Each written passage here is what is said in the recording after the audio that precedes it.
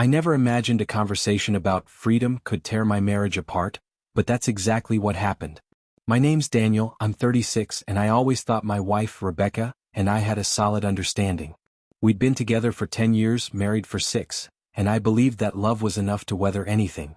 Or at least I thought so. It started with a casual comment one evening.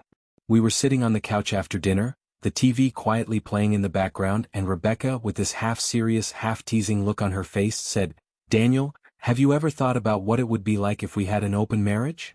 I laughed, genuinely thinking she was joking. An open marriage? Seriously? I asked, trying to gauge if she was serious or just testing me. She didn't laugh. Her eyes were steady, almost challenging. "I'm serious," she said softly.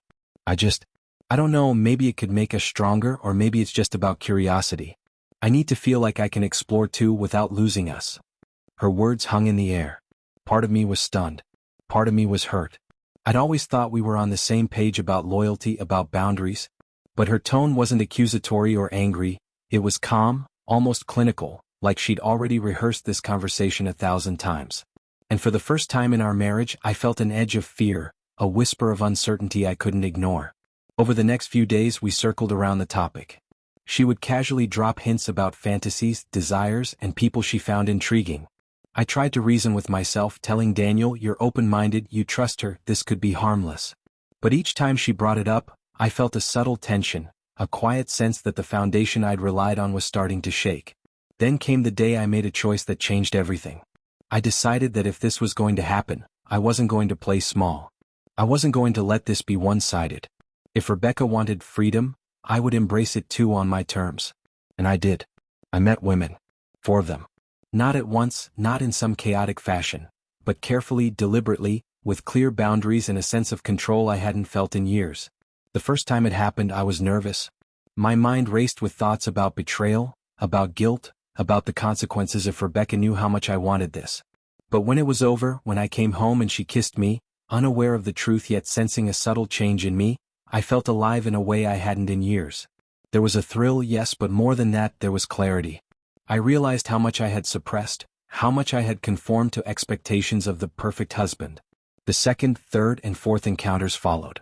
Each one taught me something different about myself, about desire, about boundaries, about what it truly meant to feel free. And each time I came home and Rebecca and I would sit together, our conversations no longer just small talk or routine. They were charged with something electric, something raw, something we had both been missing.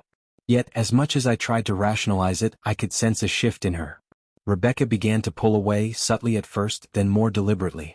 She wasn't angry, but there was a quiet observation in her eyes, a measuring of distance I hadn't noticed before.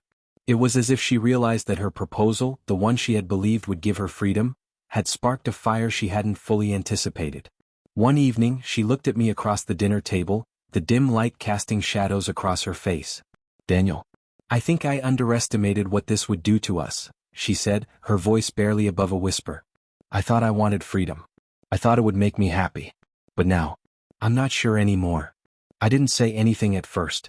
I just nodded. Part of me understood. Part of me felt victorious, not in a malicious sense, but in a quiet, undeniable truth. I had found parts of myself I hadn't known existed, and she was realizing that the boundaries we tried to push could never be reversed. From that night on, things changed completely. There was tension, yes, but also a new understanding. Rebecca and I no longer spoke of casual fantasies or hypotheticals.